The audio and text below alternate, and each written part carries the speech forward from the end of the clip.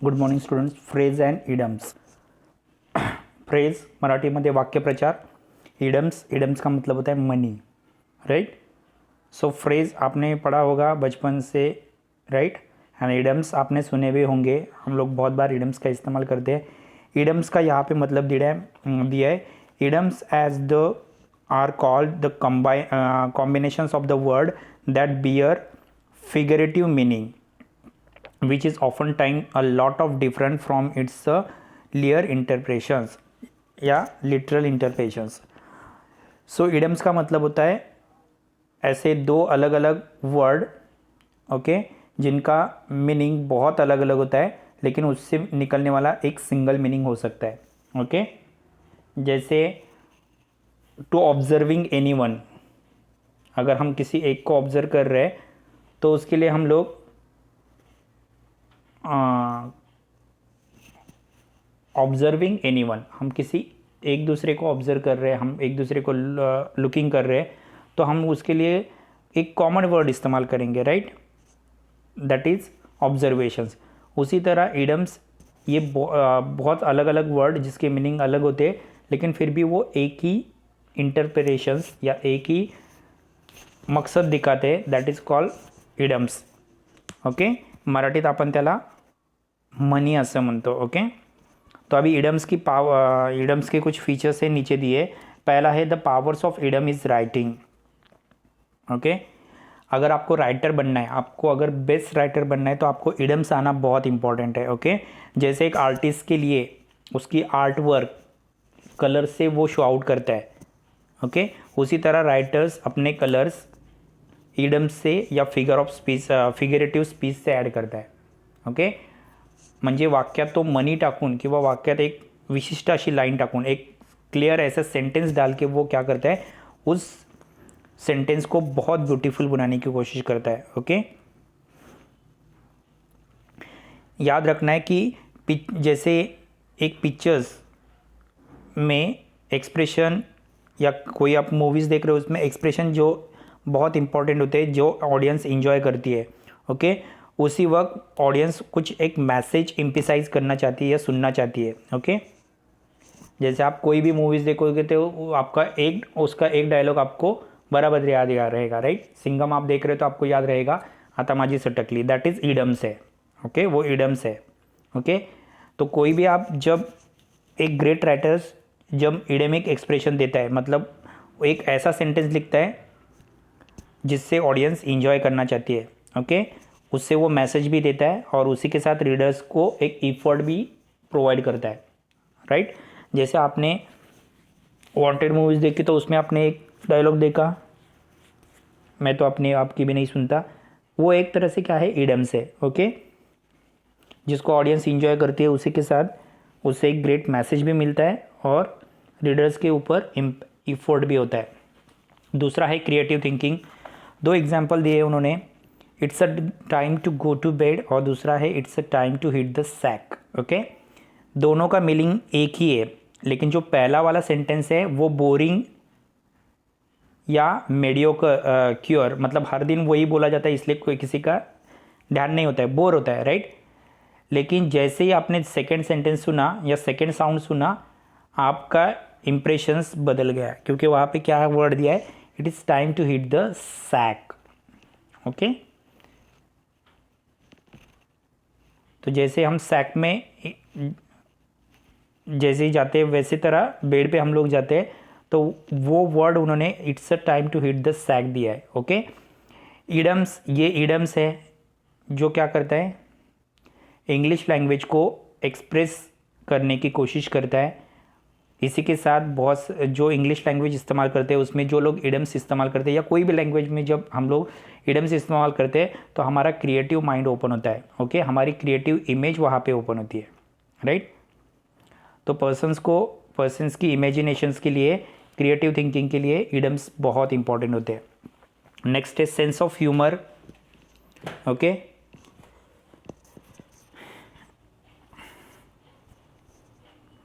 कई बार क्या होता है कि हम लोग कोई बैड सिचुएशंस या हमेशा हम ऑफेंड सिचुएशंस में खुश रहने की या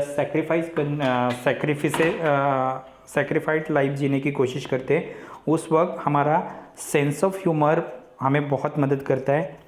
अगर हम लोग इडम्स इस्तेमाल करेंगे तो उसमें बहुत सारे सेंस ऑफ ह्यूमर होते हैं, जो सेंस ऑफ ह्यूमर इंसान को क्या कर देते हैं,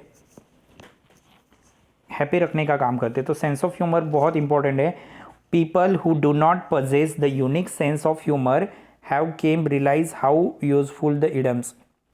जिन पीपल को या जो लोगों को सेंस ऑफ ह्यूमर होता है, जैसे वो बहुत अच्छी तरह से जोक मारते या बहुत कॉमेडी करते हैं, उन लोगों के लिए इडम्स बहुत इंपॉर्टेंट होता है। ओके, इडम्स से उनका कैरेक्टर्स भी शो आउट होता है और उसी के साथ उनका स्कैनरियो, वो किस चीज़ को कैसे ऑब्जर्व करते हैं, ये बहुत इफ़ेक्टिवली दिखाया जा सकता है।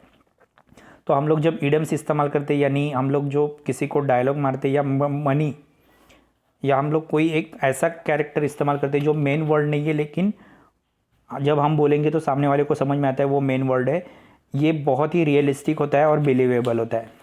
ओके, नेक्स्ट है इम्प्रेसिव थिंकिंग राइटिंग। राइटर्स के लिए बहुत इंपॉर्टेंट है इडम्स। ओके, अगर आपको अच्छी कंटेंट लिखनी है तो आपको एक पूरा सेंटेंस लिख के नहीं चलना पड़ेगा, आप उस सेंटेंस को ब्लैंड पीसेस यानी छोटे छोटे पीसों वर्ड में आपको कन्वर्ट करना पड़ेगा, और उस वक्त आपको इडेमिक एक्सप्रेशंस बहुत ही इंपॉर्टेंट होते हैं। ओके, तो बहुत सारे आर्टिकल्स में बहुत सारे इडेमिक्स नंबर इस्तेमाल किए जाते हैं। ओके, तो वो नेचुरली इम्पोर्टेंस होते हैं। ओके, नेक्स्ट है कॉमनली कौन कौन से इडम्स इस्तेमाल किए जाते हैं। देखो अभी 13 नंबर, कौन कौन से मनी, कोणकोणत्या मनी आपण रियल लाईफमध्ये इस्तेमाल करतो। It's time to tango, it's time to tango. Okay, तो इस टाइम टू टैंगो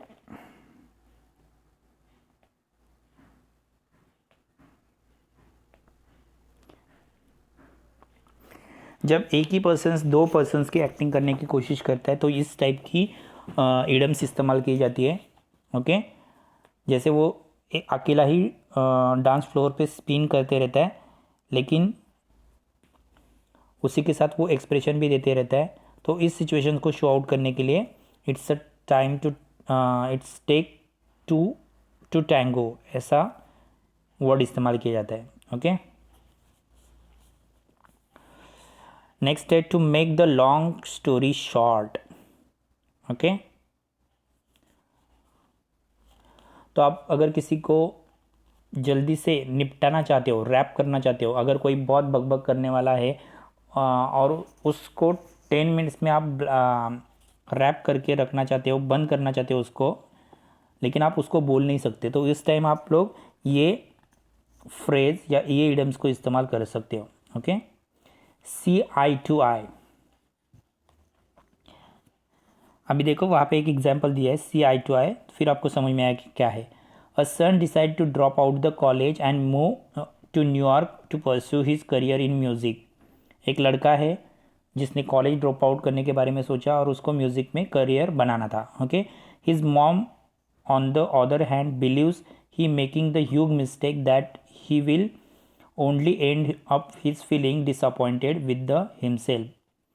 लेकिन उसके माँ को लग रहा था कि वो बहुत बड़ी मिस्टेक कर रहा है और वो अपने डिसअपॉइंटमेंट या उसको पढ़ाई नहीं हो रही है छुपाने की कोशिश कर रहा है। Okay, in this case the two individual do not share the same visions, therefore do not see eye to I.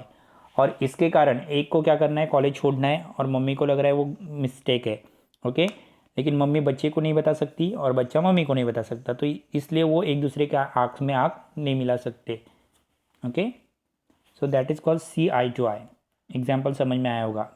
Fourth है सी आई टू आई का एग्जाम्पल आपको समझ में आया होगा। फोर्थ है test of your own medicine. अभी test of your own medicine, if you are familiar to the confections versions to the golden rule, then it is easy to associate such as the idiomatic expressions. Okay, कई बार क्या होता है, हम अगर आप confusion mind वाले होते हो तब इस टाइप की आपको इडियम्स लाइफ में इस्तेमाल करते हुए दिखाई देंगे। When we treat other unpleasantly like to the way they have been treated us otherwise known it's giving them to test it's on medicines. जब हमें कोई बुरा बर्ताव हमसे करता है और हम उसके साथ सेम ट्रीट करते हैं तो उसको कहा जाता है test of our own medicines, उसकी दवाई उसको ही खिलाना। ओके, इस सिचुएशन में सामने वाले को अपनी गलती रियलाइज़ होती है। ओके, तो वो किसी से एक बार झूठ बोलेगा तो दूसरी बार झूठ नहीं बोलता। After all nobody knows that what's like to step until they have to one lying all the ground. दो एग्जाम्पल आपको समझ में आए होंगे, सी आई टू आई। ओके, एक सन है, एक बच्चा है जिसने कॉलेज ड्रॉप आउट किया है और उसको म्यूज़िक में करियर बनाना है, लेकिन उसकी मम्मी को लगता है कि वो बहुत बड़ी मिस्टेक कर रहा है। दोनों भी अपने अपने इन सिचुएशन में दोनों भी डिसअपॉइंटेड है, लेकिन एक दूसरे के आँख में आँख डाल के बात नहीं कर सकते, तो इसको कहा जाएगा see eye to eye. Okay, next है test of our own medicines. इस सिचुएशंस को कन्फ्यूजन सिचुएशंस भी हम लोग कह सकते हैं। कई बार आपसे कोई अनप्लीजेंट ट्रीटमेंट करता है तो आप भी उसके साथ उसी तरह ट्रीट करोगे, तो उस सिचुएशन को कहा जाएगा test of our own medicines. Okay, next है piece of cake. Piece of cake. After successfully completing the task given to us, we often use the phrase express how simple and easy it was accomplished. While not everything in life easy, it seems saying that it was piece of cake. Okay? तो आपको कोई एक task दिया है तो आप वो task complete करते हो। ओके, उसके बाद आपको वो टास्क बहुत ही सिंपल और इजी लगती है, राइट? बट लाइफ में कोई भी चीज़ इजी नहीं होती, राइट? तो लाइफ का वो एक क्या होता है, पीस ऑफ केक, छोटा सा हिस्सा होता है, राइट? आपने 10th कंप्लीट कर लिया, आपको फील होता है कि 10th कितना सिंपल और इजी था। ओके, लेकिन आपको ये मालूम है कि आपकी यहाँ पे सिंपल लाइफ ख़त्म नहीं हुई है। ओके, यह आपके लाइफ का एक छोटा सा पीस ऑफ केक था। ओके, इससे भी डिफ़िकल्ट सिचुएशन आपकी लाइफ में रियली आ सकती है। ओके, जो आप फेस करने की कोशिश करोगे उस वक्त इसको कहा जाएगा piece of cakes. Okay, next है 6-1 when pig fly. When pig fly, अभी पिग का मतलब होता है सुअर, राइट? फ्लाई यानी उड़ना। अभी देखो क्या है, let's be real, have you seen the pig just casually fly bye? Well, of course not. It is not possible to properly naval will be unless some animations maturation experiment goes horribly wrong. The idioms when pig fly simply implies the given circumstances can never occur no matter what you do or say about it, but something it was once deemed impossible to happen. जब कोई ऐसी चीज़ जो नहीं होने वाली है उसको आप करने की कोशिश करते हो तो उस चीज़ को का वहाँ पे इससे एक्सप्रेशन इस्तेमाल किया जाता है पिग फ्लाई। सुअर क्या करना है, उड़ने की कोशिश कर रहा है। ओके, ये एक ह्यूमरस रिएक्शन है। ओके, ये एक ह्यूमरस रिएक्शन है, आपको इसमें हंसने भी आएगा। ओके, तो ऐसे एक्सप्रेशन बहुत ही एम्बिशियस प्लान होते हैं, बट ऐसे एक्सप्रेशन ये दिखाते हैं कि आप बहुत बड़े बड़े प्लान करते हो लेकिन वहाँ तक पहुँचना बहुत ही मुश्किल है। Okay, you have to scope the ambitious plan but it is too difficult to reach there. Okay, 4 समझ में आएंगे। सी आई टू आई, जब एक ही सिचुएशन पे दोनों डिसअपॉइंटेड होते हैं, आपके फादर एंड मदर्स, या आप उनके साथ डिसअपॉइंटेड होते हैं, दोनों भी गलत नहीं है, फिर भी दोनों के डिसीजन सही होते हैं, फिर भी एक दूसरे से आँख नहीं मिला सकते, that is called see eye to eye. दूसरा है test of in on medicines. जब आपको कोई अनप्लीजेंट बिहेवियर आपसे करता है, आप उसको उसी लैंग्वेज में जब आंसर्स देते हो तो उसको कहा जाएगा test of its own medicines. Okay, next है पीस ऑफ केक। जब आप लाइफ में कोई भी चीज़ ईजी नहीं होती, बहुत ही डिफ़िकल्ट होती है, लेकिन जैसे आपने वो चीज़ कंप्लीट की तो आप प्लेजर्स होते हो और आपको लगता है वो सिंपल और इजी थी, बट इन रियल लाइफ वो इजी नहीं होता है। Okay, everything it's not easy. So जो भी आप कंप्लीट करते हो वो एक पीस ऑफ केक है, एक छोटा सा हिस्सा है आपकी लाइफ का। ओके, इससे भी बहुत डिफ़िकल्ट सिचुएशंस आपके लाइफ में आगे आ सकती है। नेक्स्ट है व्हेन पिग फ्लाई। ओके, अभी व्हेन पिग फ्लाई का मतलब क्या है, तो यहाँ पे दिया है कि आपने जानवर पिग देखा होगा, पिग उड़ सकता है क्या? नहीं, राइट। तो वहाँ पे भी वही सवाल पूछा है, pig just casually fly by? Of course not, right. It is not possible and probably never, ऐसा नहीं हो सकता। ओके, क्योंकि हर एक एनिमल्स को क्या है, म्यूचुएशन से, म्यूचुएशन एक्सपेरिमेंट है। ओके, अगर ऐसा हो गया तो वो हॉरिबली रॉन्ग हो जाएगा, राइट।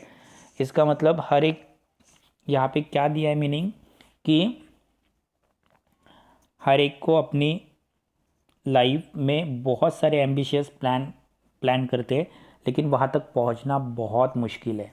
ओके, नेक्स्ट है रेनिंग कैट्स एंड डॉग। अभी देखो रेनिंग कैट्स एंड डॉग का मतलब क्या है। Unfortunately even we wish to happen kid feeds it's raining cat and dog actually refers that heavy rainfall. The origins of the phrase has been debated on the years for saying derived from mythology. Its author believe it has continued due to deal with animals somehow flood and street after the fire storm.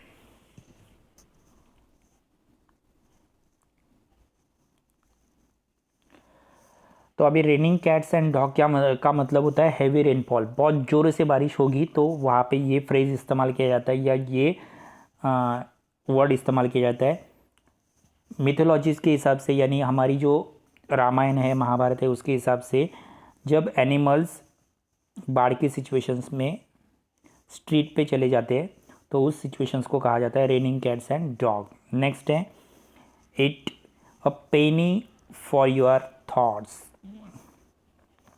अभी pennies का मतलब क्या होता है? रुपया। आपकी thoughts क्या है? पैसे, एक रुपए की तरह है।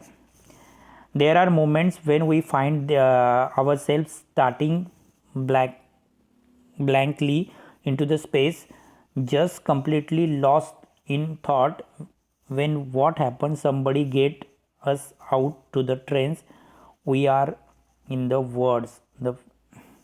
It is popularly phrase people use to ask what another person is thinking about. It is suitable way to finding out what goes inside the person's head, especially when they aren't acting their usual self around. आपके आजू बाजू बहुत सारे लोग होते हैं, हर एक की थिंकिंग अलग अलग होती है, हर एक की थॉट्स अलग अलग होती है। जब आप किसी पर्सन्स को अपने बारे में पूछते हो, ओके, या उसके दिमाग में क्या चल रहा है ये सोचने की कोशिश करते हो, तो उस वक्त आप लोग ये फ्रेज इस्तेमाल करते हो या ये इडियम्स इस्तेमाल करते हो, any penny for your thoughts. Okay, next है action speaks louder than word. ये तो आपको मालूम है। ओके,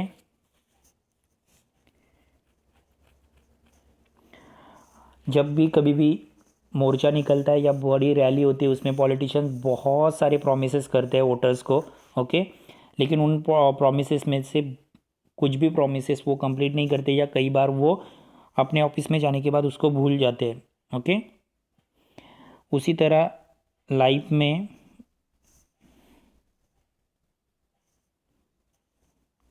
हम लोग भी बहुत सारे प्लान करते हैं, हर एक पर्सन बहुत सारे प्लान करता है, लेकिन उसको उन प्लान को कंप्लीट करने के लिए एक्शंस बहुत ज़रूरी है। ओके, इसलिए वहाँ पे कहा गया है कि action speak louder than words. आप जो बोलते हो उससे ज़्यादा आपकी काम आप को बताता है कि आप कितने मेहनती हो। ओके, नेक्स्ट है back to the drawing board. आपको समझ में आया होगा, रेनी कैट्स एंड डॉग का मतलब है हेवी रेनफॉल, और मिथोलॉजी के हिसाब से ऐसा माना जाता है कि जब जानवर जंगल छोड़ के रोड की तरफ या सिटीज़ में भागते हैं, जब बहुत बड़ा तूफान आता है, तो उस सिचुएशंस में कहा जाता है raining cats and dogs. Okay, next, आपके बारे में दूसरे पर्सन्स के मन में क्या चल रहा है ये अगर जानना है तो वहाँ पे आप इडियम्स इस्तेमाल करते हो, a penny for your thought. Okay, next है ninth, action speak louder than word. इसका मीनिंग हमने देखा है। Okay, action speak louder than word. तो हम जो बातें करते हैं